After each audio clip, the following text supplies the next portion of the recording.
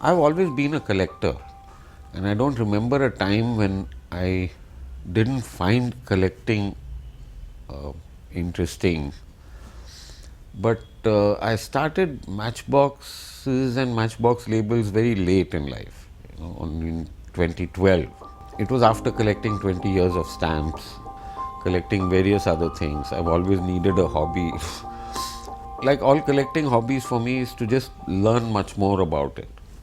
So one day I just went around and bought a few matchboxes, enjoyed the fact that they were all different in such a small area, had lovely conversations with the panwalas who were giving it to me. They seemed to be totally aware of the differences in matchboxes and things like that, and I just found it fascinating. So I went to the net and found there's very little written about Indian matchbox labels. And by then I was aware of just how much, what variety there is, and such a large country, completely unorganized industry, producing some very interesting folk art or very folk kind of visuals, in range from extremely crude to totally copied.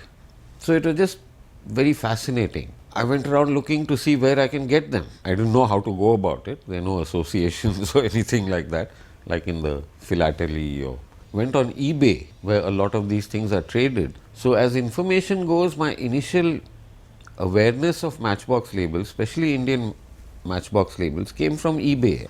The trading that went on, contacted a few sellers and asked them where I can buy them, who are the collectors. People who had some stock, I just bought up everything I could.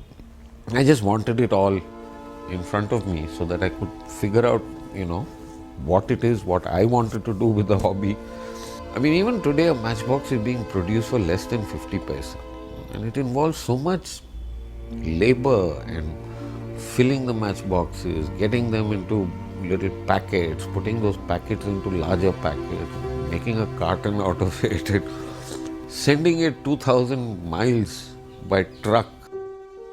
And in the end of it, 2000 miles away, it costs something like 60 paisa a matchbox at the wholesalers, with the transport and petrol and whatever. And it's sold in the retail market for 1 rupee. You can't help wonder how such a thing can happen.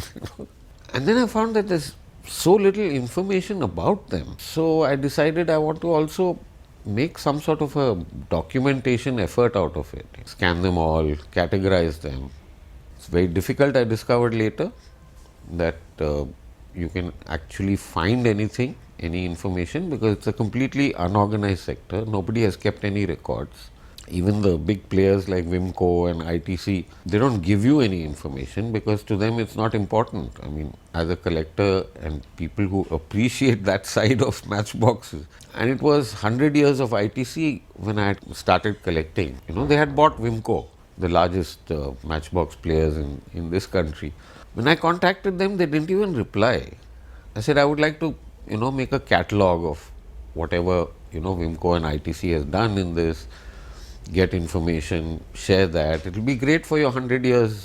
They couldn't even be bothered to get back to me. I just found it a very strange kind of industry where there's fierce competition. Everything comes out of trying to sell a matchbox at 1 rupee and somehow be better than somebody else at it. In the earliest matchboxes that you can see, which would be about 130 years, when the Indian industry was just starting, it was largely players from Europe who were making matchboxes, finding India a huge natural market, just needed this very useful product. So the earliest matchboxes didn't even bother, they would be in Swedish or German or anything. It was a matchbox, It was plain, it just had largely text, it was not even visual. Whatever you dumped in this country got sold because, everybody wanted a matchbox. Then they got into competing with each other, the Europeans. So they looked at, what they could find as symbols in India, and they would use those to attract buyers. Whether that was successful or not at the retail end, I don't know. But for the seller, it seemed like a good idea to use a Indian motif.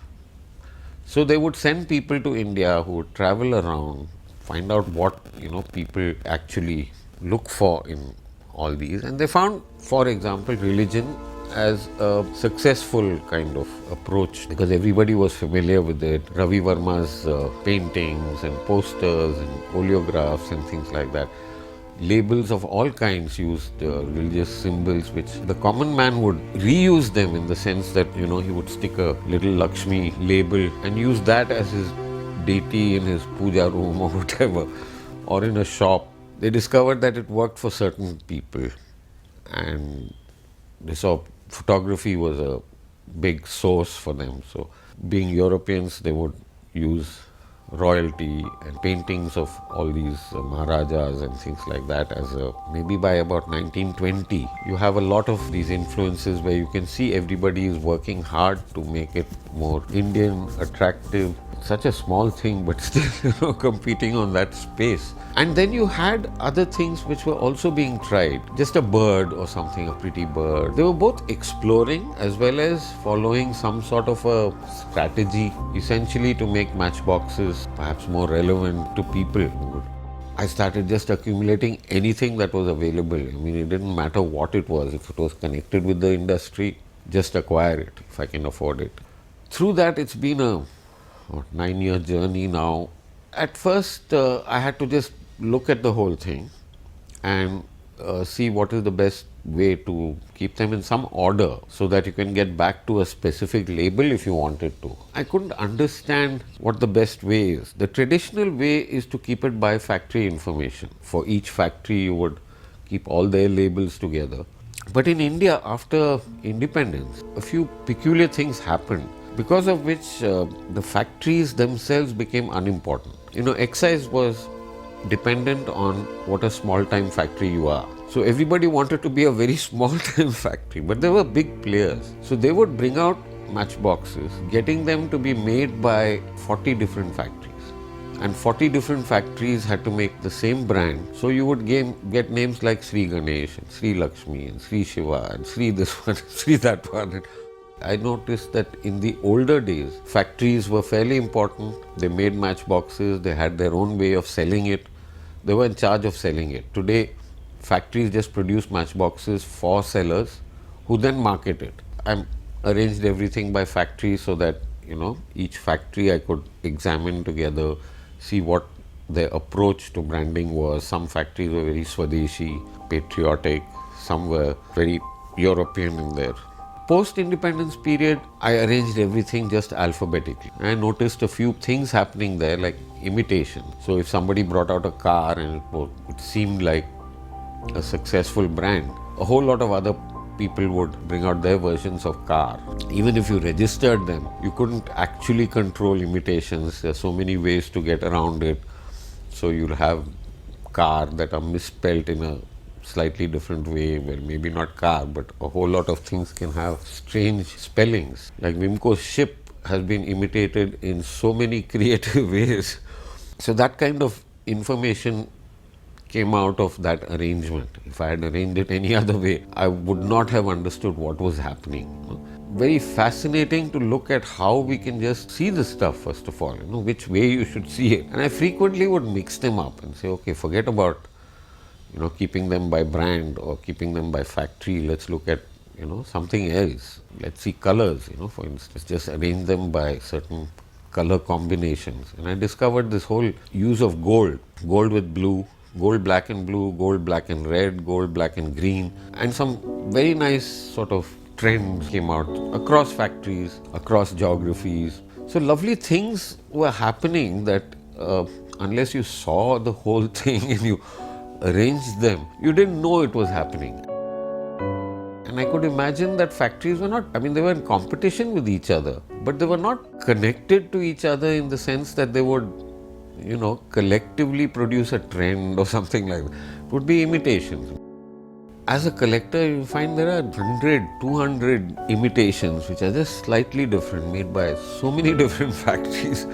And then you try and figure out why the original seller has not objected to it. And then you discover, yes, he has gone to the courts, but you can't defeat it because there's so many loopholes in the law. You just need a little bit of a change to produce something that essentially you might want to call them even illiterate people buying matchboxes would get fooled by it. You're buying a matchbox, it only costs a rupee. I mean, today it costs a rupee, in those days much less. You'd pick it up based on a rough idea that it's red and yellow, and you're getting a decent matchbox because you identify it with that particular good matchbox. Even today, when matchboxes, you find people using it, people are aware of, the brand. One can imagine that they were continuously trying to make these choices in order to make the matchboxes more attractive. But you also look at it and you say, why should a factory go on changing this choice? Have they all been unsuccessful? I mean, there are so many brands from each factory. Surely one of them would be successful and would continue to be successful. I think till Wimco came into the picture, there's no effort at using a single brand over any length of time.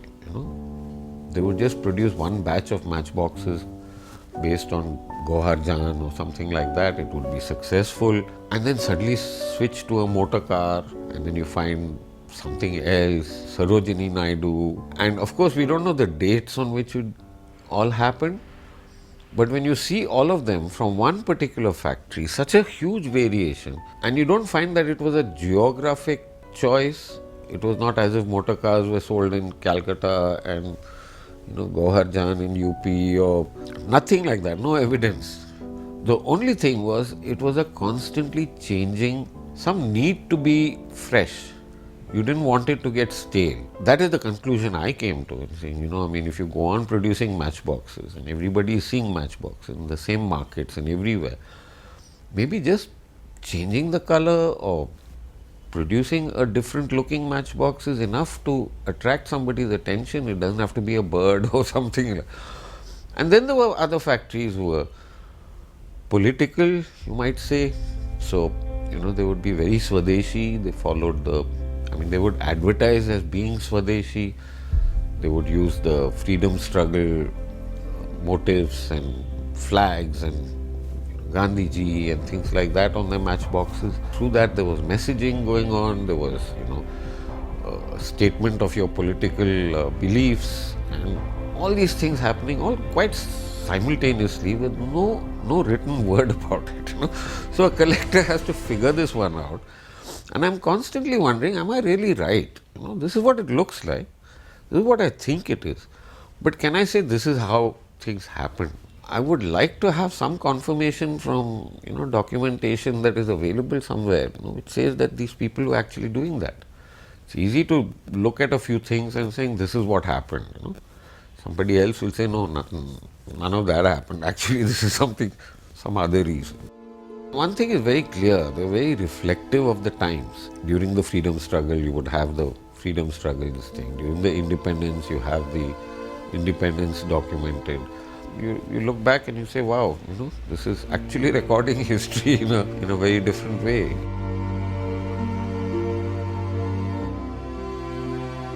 This is what happened, and here is when this happened and that happened. The economy with the prices and inflation and everything available as information from the labels themselves. I tried to examine Ravi Verma's work through all the ways in which it has been distributed to the people, and they are all mostly religious kind of depictions, mythology or just deities or things like that. That I looked at firstly to identify which of the Matchbox labels I have which are directly from Ravi Verma, and I thought it will be useful to see who the other players who were also doing that. A whole lot of people who were making these postcards and just posters.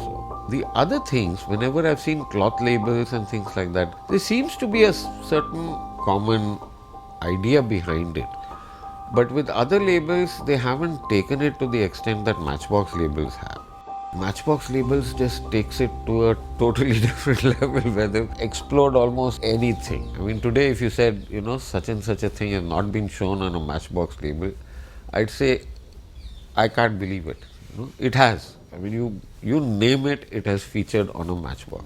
Because the choices are made by the seller who is exploring how it might attract the retail buyer or the advantage he gets from being different. And that is the conclusion I'm coming to.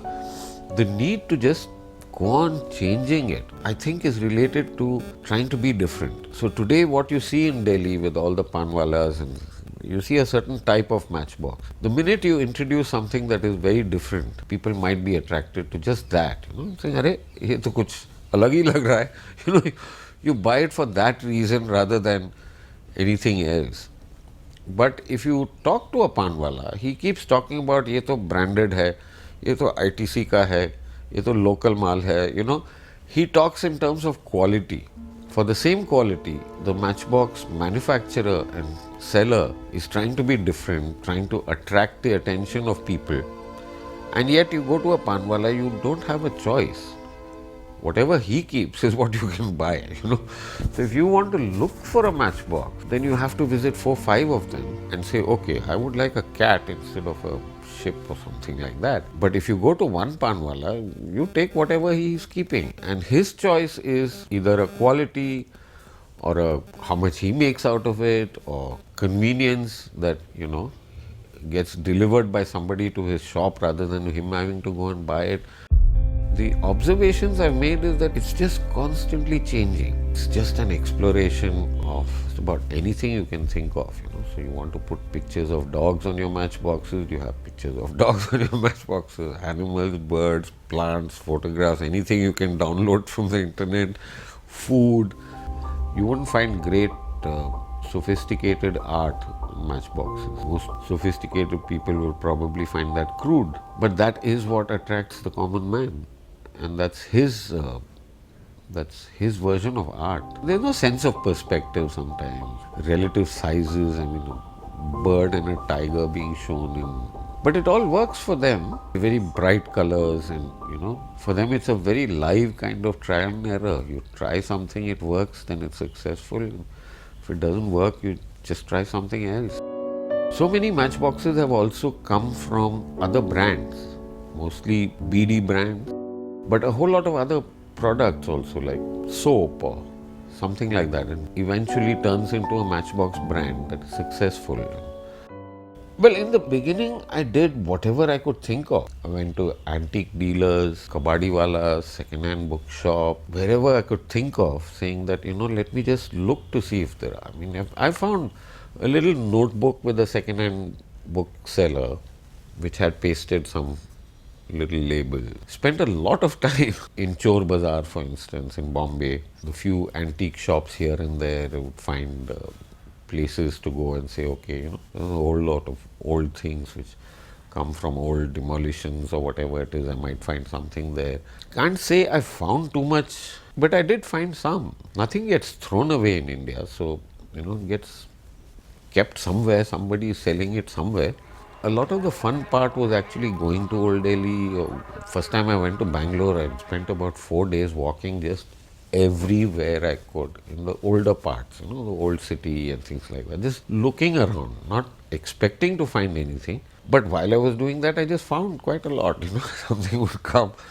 I just found that activity very enjoyable. It sort of combined with this. I can walk for hours in Old Delhi. What I really find fascinating, the conversations with people, the old relaxed kind of attitude that people have, just a whole lot of junk with somebody.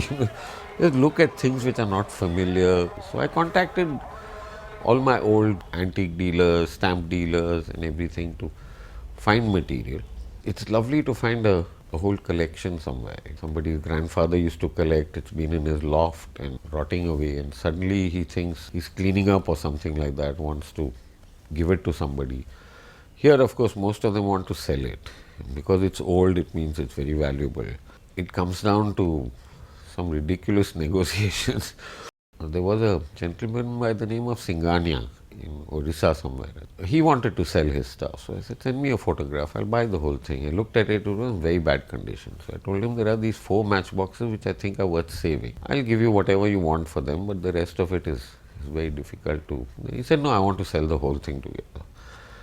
So I said, okay, tell me the price. If I can afford it, I'll buy it. At least I'll go through it, I'll learn something from it. And he named some fabulous price. It's very old. I said, it's not only very old, it's rotten. Nothing happened after that. But suddenly, 2 weeks later, his daughter comes to rings the bell, and she says, here is all the material. I don't know why my father needs to sell this. You're a collector and you're working with it. You should have this. Some people are old collectors saying, I've spent some money on my collection, I want to recover some of it and whatever. If the price is okay for both, then I've picked up a whole lot of very nice collections, slightly more expensive than I would have liked. And I've been given some collections by people, who just told me that this is something wonderful you're doing, and much rather you did something with it. There was somebody who was selling me a rare, so-called rare label. You've never seen more than one label. You're telling me it's rare. I said, I've got 50 of them. Just come through, various sources. This particular hobby is fiercely competitive. So, collectors are very petty. England and America are most active. England has an association which meets 6 times a year, got quite a large membership. They have a newsletter, sales, they have auctions, and it's very active. So there are a whole lot of collectors. Australia, Europe, America, there are these Matchbox societies or clubs which are fairly active. In India, nobody has been able to establish it. They've been, every now and then we hear of somebody saying, let's make an association. Everybody who has tried to do it for all the correct reasons has failed. When I thought about this archive, I wrote to all the collectors and told them this is what I want to do, and the idea is that I will start some sort of an archive which everybody can then add to and contribute, because I can't possibly buy everything and document it. They told me, what a lovely idea. Yes, we will contribute and we will do this and we will do that. It finally comes down to it, they do nothing.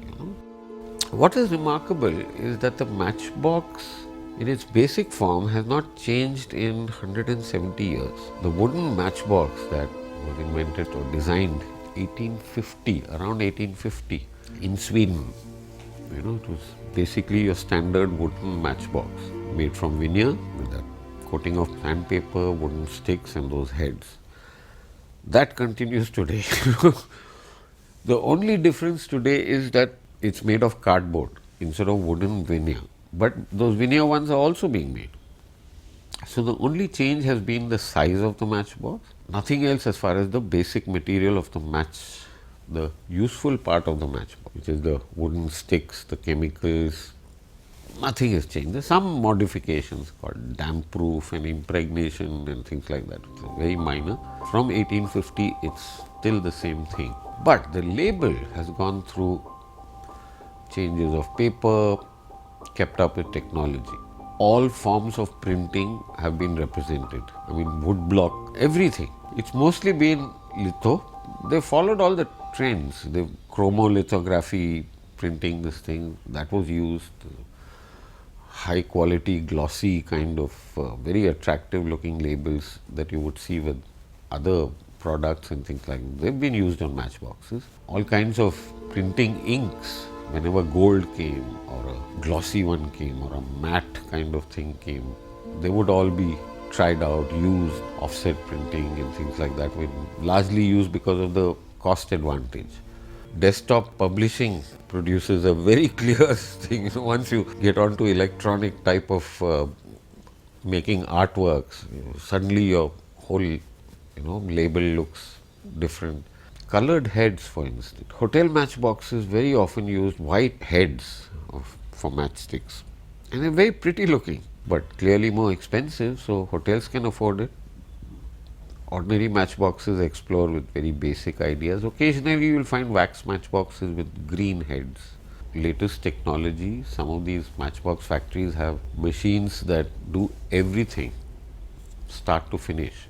At the same time, you have these factories in which women and children are filling boxes with little sticks. And so the range of low tech to high tech is all visible in that area. It's a major printing center. The same person who started matchboxes in that area, they were Nadar brothers. They started a factory together. Very quickly they split. They started these two branches with fireworks as well as matchboxes. and one of them went into printing. And that took off because the printing industry, there was a time when they said offset printing machines density, it was the largest in the world. There's no other place which had so many per acre or whatever it is. And when I went there, I could see that there was printing of all kinds in every gully, everywhere. Everybody was just basically printing cartons and packaging for any kind of product. I've got 100 publications. I have to go through and read just to make a list of factories of, before 1940. And I spent 4 years just going to libraries, searching for material where a factory might be mentioned so that I could follow it up and get some information and things like that. Directories, old directories of Thacker's industrial mentions about 8 or 9 factories. Get every edition of theirs over a period of time, see, some more factories have been added, some have been closed. I just found all that extremely interesting. And I said, must either write about it or make it available, make a website. And then discovered it's just far too much work, On one hand, accumulating the material, which is as much a full-time job as anything, and then having to, document it or arrange it, keep it in an order, which it's just been one 9-year period in which I was trying to do everything and anything.